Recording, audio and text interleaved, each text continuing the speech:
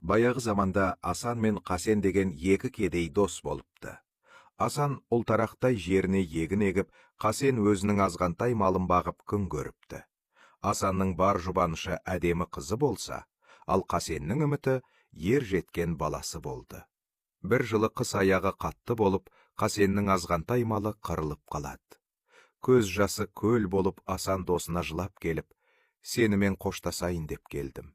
Малым қырылып қалды.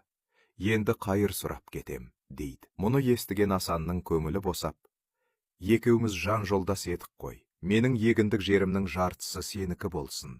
Егін егіп тіршілік қыл, дейді. Сол күннен бастап Қасен егін егіп тіршілік етеді. Бір күні Қасен өзінің жерін қазып жүріп, кетпеннің кемірге тигенін байқап таң қалады. Бұл не ғажап екен деп қараса, іші толы алтын салынған бір қазан шығады. Қасеннің қуанышы қойнына сыймай Асанға қарай жүгіреді. Сүйінші Асан, сен олжалы болдың. Мен сенің жеріңнен алтынға толы қазан тауып алдым. Енді кедейліктен құтылдың, дейді. Асан қуана қарсы алып, сенің адалдығыңды білем ғой Қасен. Бірақ ол алтын менікі емес, сенікі. Сен оны өз жеріңнен қазып алдың, дейді. Сонда Қасен, сен маған жеріңді бергенмен астындағы қазынаны берген жоқсың ғой, дейді. Осылайша екі дос алтынды алғысы келмей ұзақ таласады.